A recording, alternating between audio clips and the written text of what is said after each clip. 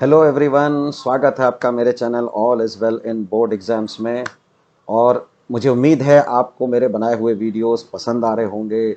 जो सब्जेक्ट्स मैंने चूज़ किए, जो टॉपिक्स मैंने आपसे डिस्कस किए, वो भी आपको अच्छे लग रहे होंगे। और जी हाँ, बिल्कुल मत भूलिएगा, आपकी जो भी क्वेरीज हो किसी भी सब्जेक्ट से रिलेटेड जिनसे मैं वीडियो बना रहा हूँ, प्लीज़ कमेंट में उन क्वेश्चंस को ज़रूर डालिए। वो न्यूमेरिकल्स भी हो सकते हैं, थ्योरेटिकल भी हो सकते हैं, कुछ भी हो। मैं कोशिश करूँगा आपकी क्वेरीज को सॉर्ट आउट करने का, सॉल्व करने का, ताकि आपका बोर्ड का रिज़ल्ट बेहतरीन से बेहतरीन हो। बहुत ही कम दिन बचे हैं students, very few days are remaining for your board exams, semester 2 exams, specially ICSC के बच्चों का। बाकी बोर्ड्स में, यूपी बोर्ड में तो आई थिंक ऑलरेडी स्टार्ट हो गया है। Let's hope for the best. और आज हम एक ऐसे सब्जेक्ट की बात करेंगे जिसमें हम लोग को लगता है कि पता नहीं क्या क्या पढ़ लिया जाए। मैं आपसे पूछता हूँ, क्या ज्योग्राफी में फुल अपॉन फुल लाना बहुत मुश्किल है? आपको लगता होगा, मेरे हिसाब से बिल्कुल भी नहीं। बहुत आसान, बहुत सरल। क्योंकि ज्योग्राफी जो है ना, वो एक बहुत ही इंटरेस्टिंग सब्जेक्ट है। वो उन चीज़ों के बारे में जो हम रोज़ सुन रहे हैं, देख रहे हैं टीवी पे, हमारे चारों तरफ है। अपनी पृथ्वी के बारे में, मदर अर्थ के बारे में है, अपने देश के बारे में। तो इससे इंटरेस्टिंग तो कुछ हो ही नहीं सकता। और हम लोग इस सब्जेक्ट को बहुत लाइटली लेते हैं। आपका जो पेपर है सेमेस्टर 2 का, उसमें जो चैप्टर्स आएंगे, देखिए पहले तो आपको 10 ऑब्जेक्टिव क्वेश्चन आएंगे और आपके 30 सब्जेक्टिव क्वेश्चंस होंगे। मतलब 30 मार्क्स के सब्जेक्टिव क्वेश्चंस होंगे। तो पहली चीज कि आपका जो चैप्टर अभी तक जो पैटर्न था, उसमें सेक्शन ए जो नॉर्मल रूटीन पैटर्न था, सेक्शन ए होता था आपका मैप वर्क, जो कि कंपलसरी होता था। उसमें टोपो शीट होती थी, इंडिया का मैप होता था, और जो आपको अच्छे से अच्छी तरीके से नंबर भी दिला देता था अगर आप मैप वर्क में गुड है तो। नहीं है तो, और उसमें मित्रों मैप वर्क में आईसीएससी बोर्ड जो है ना, वो चाहे आपका ज्योग्राफी हो, चाहे हिस्ट्री हो, कोई भी सब्जेक्ट हो, अपने सिलेबस से वो बिल्कुल भी नहीं हिलता। अगर वो क्वेश्चन आउट ऑफ सिलेबस है तो किसी भी वक्त वो चेंज करवाएगा, मगर अपने सिलेबस पर आईसीएससी स्टिक करता है। हम लोग ने देखा इसको 12th के कंप्यूटर के पेपर में, जहाँ पे कुछ एरर्स थी, कुछ गड़बड़ियाँ थी, मगर आईसीएससी ने उसको एग्ज़ाम शुरू होने के वक्त उसको चेंज करवाया। तो एक गलत फहमी हम लोग पाल लेते हैं ज्योग्राफी में, मैप वर्क वगैरह में, कि ये तो हमारे कोर्स में ही नहीं है, वो तो हमारे कोर्स में ही नहीं है। अगर ऐसा होगा ना, तो आईसीएससी उसको चेंज करवाएगा। आपका सिलेबस आपकी बुक में दिया है, चैप्टर में दिया है, उसमें जितनी चीज़ें हैं बस वही आपके सिलेबस में, और वही आपको प्रैक्टिस करनी है। उसके बाहर का कुछ भी नहीं।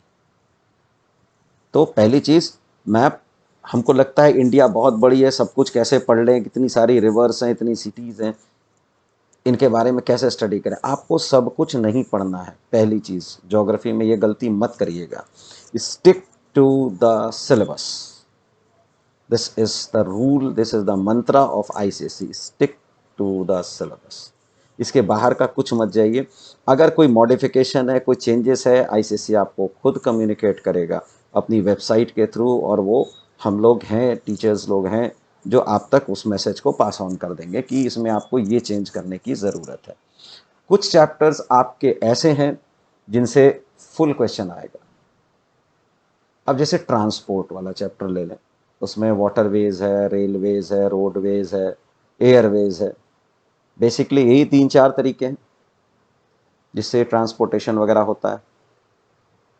तो आपका क्वेश्चन इन्हीं में से किसी एक को या किन्हीं दो को कैच करके आएगा।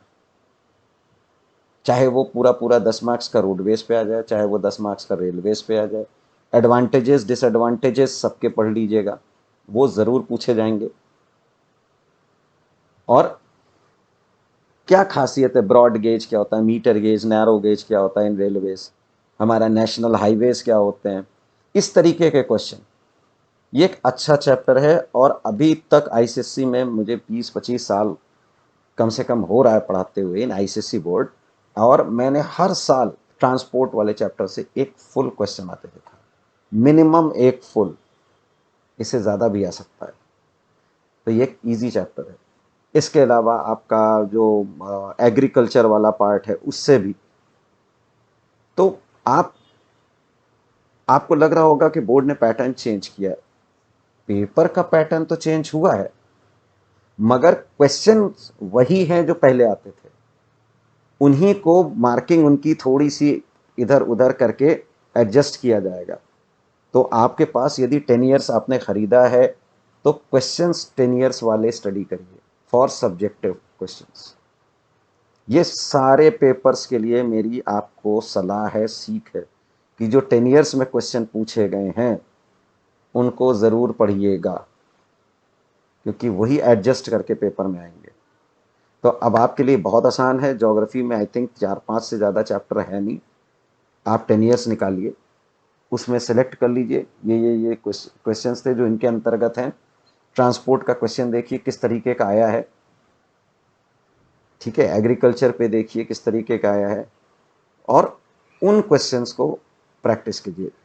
आपका ज्योग्राफी के पेपर में बहुत लंबे पैराग्राफ वाले आंसर्स लिखने की ज़रूरत नहीं है, बिल्कुल short crisp cut to cut लिखिए, ठीक है। Short cut to cut answers लिखिए, मगर हाँ वैलिड पॉइंट्स होने चाहिए। जैसे एडवांटेजेस है, 3 एडवांटेज पूछा गया है रेलवेज का, तो it connects places which are separated at far off distances, पहला, ठीक। सेकंड क्या होगा कि it can the goods can be delivered in large quantities from one place to the other, ठीक है। तो इस तरीके के आंसर्स होने चाहिए कट टू कट। उसमें पैराग्राफ वाला पॉइंट वाइज 1 2 3, अगर 3 एडवांटेज पूछे गए तो गो पॉइंट वाइज 1 2 3, उसमें पैराग्राफिंग करने की कोशिश मत करिएगा, क्योंकि वहां पे आपको जब भी आंसर आप पॉइंट वाइज लिखते हैं ना तो it is always good and it is always scoring. So children, follow these steps tomorrow also, or rather in my next video also, I'll be coming up with history and geography combined. Certain parts of history and some parts of geography I will be taking up. So please wait for that. Until then, practice hard, practice well, study well. ये अंतिम 10-12 दिन जो है बहुत बहुत important है। ये आपकी लाइफ का one of the biggest exams है। So all the best children and goodbye. See you in my next video.